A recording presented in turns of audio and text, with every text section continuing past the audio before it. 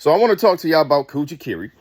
And Kuji Kiri is a series of hand positions that are supposed to invoke different abilities.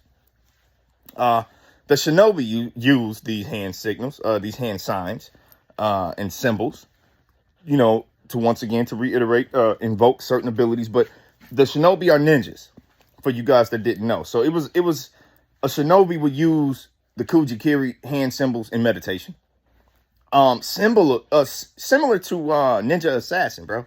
I don't know if y'all saw that movie years ago, but when he was like doing those hand signals and healing himself, that's Kuji Kiri right there. Is it real? I think it might be real to some. Now, what do I mean by that? I mean, it's no different than somebody having spiritual revelation behind Jesus, somebody having spiritual revelation through their meditation, coming across some type of supernatural force through their trauma, right? God might reveal himself. Some type of ability might reveal itself. You've seen cars flip over. This doesn't sound conducive to but it is, I promise you. You've seen a woman flip over a car through her stress and trauma and love for her child, lifting over a ton car. Boom. They got evidence of these things taking place. Like, people are supernatural. So when I say it's real to some, I mean, it's real to some that are actually able to invoke its abilities. Now, Kuji Kiri specifically, I don't know if there's genuine power there. I resonate with the notion that certain hand gestures actually do alleviate stress. Even some of the Kuji Kiri hand gestures.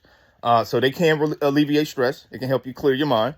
It can, certain pressure points in the hand and certain hand positions can alleviate migraines. You know what I'm saying? It can slow your heart rate. There are a lot of things. Lower back pain. You can hit certain points with certain hand gestures. And again, applying pressure points as well, you can affect your body.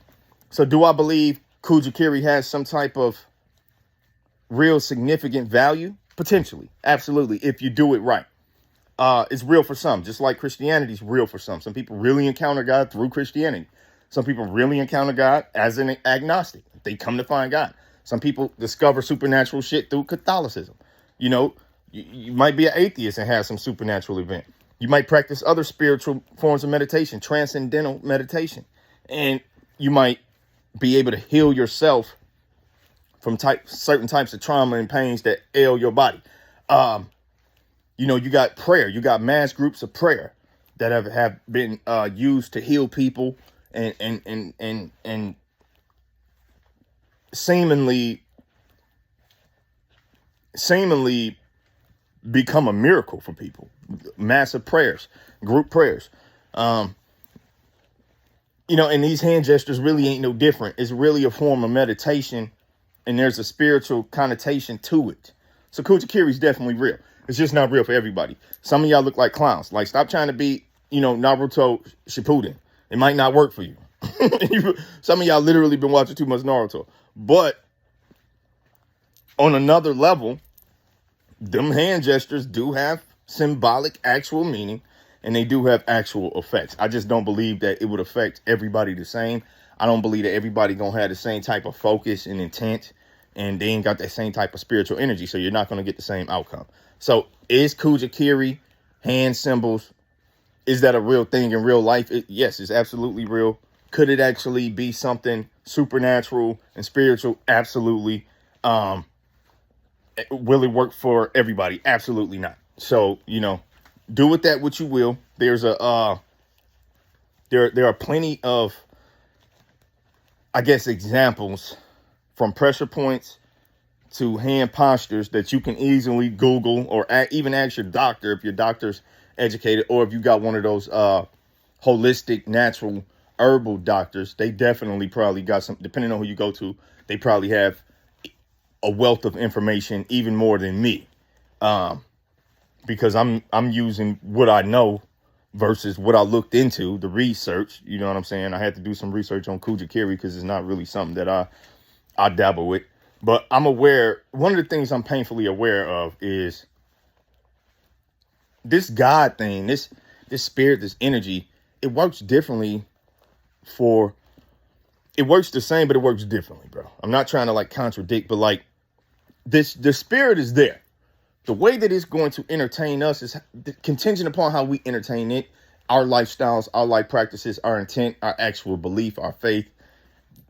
But also if we even have all of the right information to really activate this type of supernatural ability that I believe we might all have access to. So if you lack in any of these components, no matter your spirituality or religious background, no matter what type of hand posture or meditative technique, you can do the Wim Hof breathing, transcendental. You know what I'm saying? They got the frequency meditation where you're listening to different frequencies that are healing to the body. There are a lot of things in this world that have supernatural abilities to heal. And hand postures are honestly one of them. But it's too tricky of a situation to just try to tell somebody, yeah, go believe in that, go practice that, you'll gain whatever power you're looking for. That might not be how it works. It might not be how it worked for you. And I can't explain why I could give y'all my theories and my perspective, which is what I'm doing. But I don't really actually know why it would work for one person over another. I can only give perspective. So try it out. If you come to know God from these things, if you come to see life has a supernatural quality to it and your eye becomes open, I'm happy. That's the mission. We got to open people's minds and eyes. If it doesn't work for you, continue down, buckle down, try to get more knowledge and information, maybe take the practice more serious, become ritualistic. If nothing happens, I'm not going to say give up, but I'm going to say if something ain't working for you, find something that will. You know what I mean?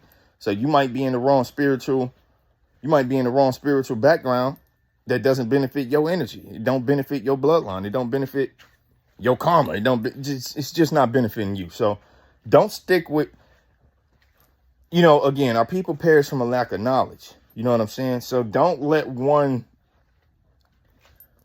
section of knowledge be the end all be all for you. And then don't let that one section that might not work for you deter you from believing in God and giving up on this spiritual craft, on this spiritual path. Find something else to believe in, honestly. If it's not working and you're not seeing, check yourself, reevaluate yourself, look within. And if you feel like you really on the path and you really doing everything the right way, you might then be worshiping the wrong thing. You might be following the wrong thing, believing in the wrong thing, investing your faith in the wrong thing. And I don't want nobody to waste their time here on this earth. Because the scariest thing you can do is spend your life believing in something, having faith in something, loving something, living your life in accordance to something that is fugazi and it never actually served you on no level at all. You know what I'm saying? So don't spend your life investing in falsehoods. Figure out what's true for you. Figure out what's false. Figure out what works. Figure out what don't. And then you create your own blueprint. That's in accordance to God. That's in accordance to helping the upliftment and the evolution of humanity and your fellow man. You know what I'm saying? Like, you got to put together your own blueprint. God's not going to do it for you. So practice and you let me know what you come to find. But in terms of me, I'm not practicing Kuji Kiri because honestly, I've had 2 spiritual revelations. One came through heavy meditation. So you could call it transcendental meditation, but also mixed with similar the Wim Hof breathing, not necessarily his complete technique, but definitely breathing techniques and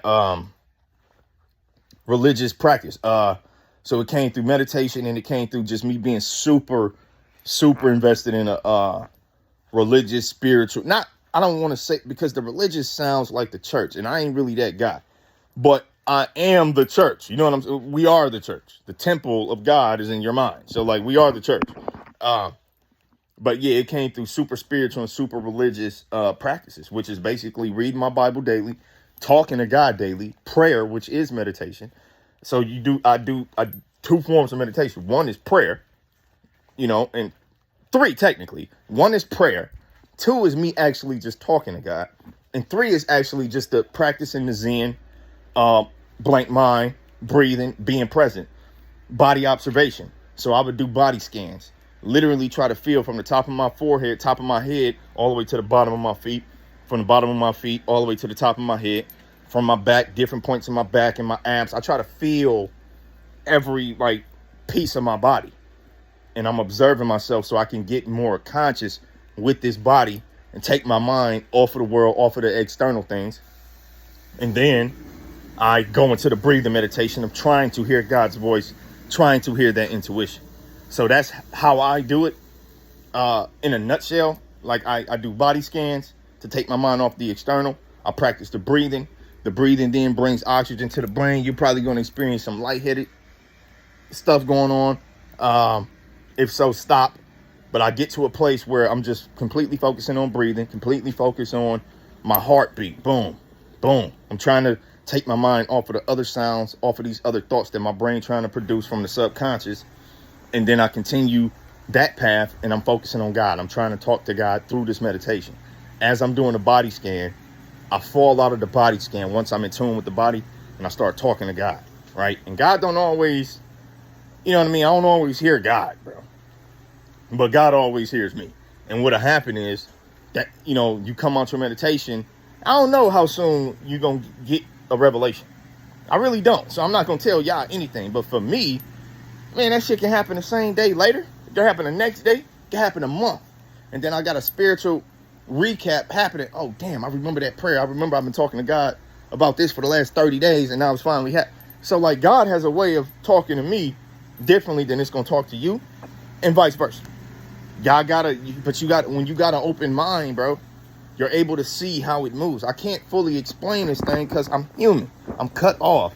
And although there's a certain level of which it works the same, the way that it's handling this business through all of us is on an individual basis, bro. And a lot of it is contingent upon us. Because God gonna do what God do. So this shit is contingent upon you. What are your practices? What are your beliefs? What is your intent? Are you really trying to hear God's voice? You know what I mean? And if you are, do you even recognize it as God's voice? Or are you still, you know, disregarding these intuitive notions and these conscious notions to maybe do something else and move a different type of way? Are you ignoring it? Are you saying that it ain't God? Do you believe that when you go into these meditative practices and you hear that voice that sounds similar to your own come out the back of your mind and you know that it's good, you ask a question, you're saying a prayer, and then your mind, in the back of your mind, there's a voice similar to yours and it's telling you something, and you disregard it as God because you think it's just you talking to you. You got to recognize God is not going to use Rick Ross' voice to talk to you. Why would God use a voice you can't recognize? The irony to that question is apparently God is using voices y'all can't recognize because you don't even recognize your voice is the voice of God. In the beginning was the Word. The Word was with God and the Word was good.